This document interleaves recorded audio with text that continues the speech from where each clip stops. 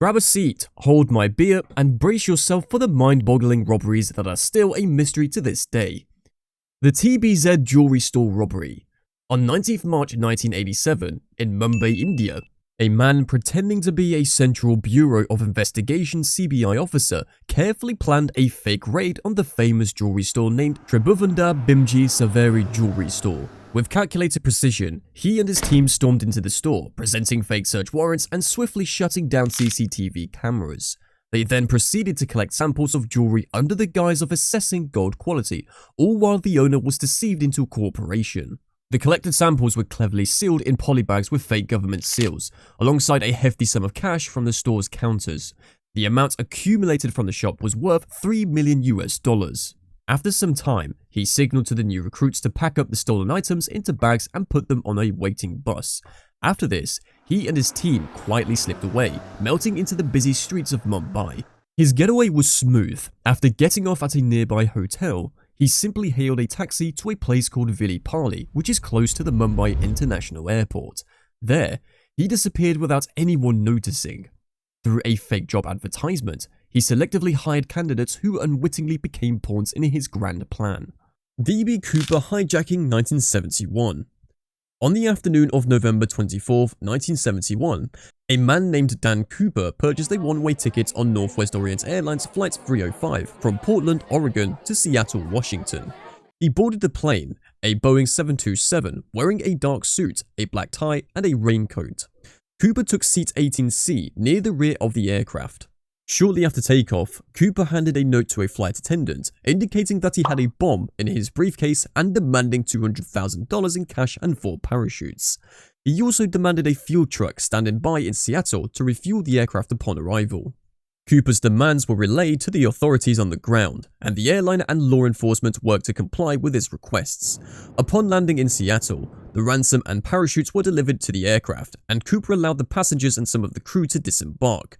Cooper retained several crew members and ordered the pilot to fly to Mexico City, with specific instructions for the flight path and conditions.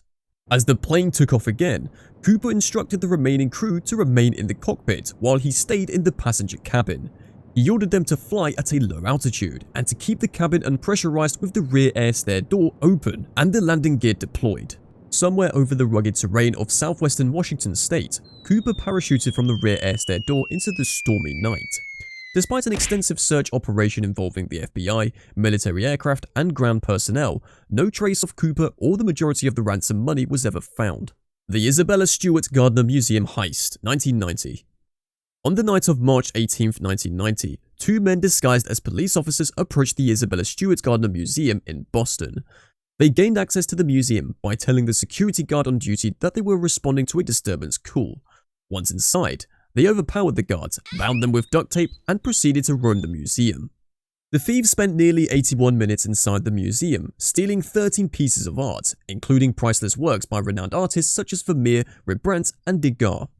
The stolen artworks included the Concept by Vermeer, which is considered one of the most valuable stolen paintings in the world. The thieves also removed the surveillance footage from the security cameras, leaving behind empty frames and a scene of confusion for investigators. Despite extensive investigations and efforts by law enforcement agencies over the years, none of the stolen artwork has been recovered, and the identities of the perpetrators remain unknown. The Banco Central Burglary 2005. Imagine Fortaleza, Brazil in 2005, where a group of seemingly ordinary people decided to take on an extraordinary challenge, robbing the heavily guarded vault of Banco Central, one of the nation's most prestigious banks. Instead of flashy tactics, they chose a stealthy approach, renting a house close to the bank and digging a secret tunnel.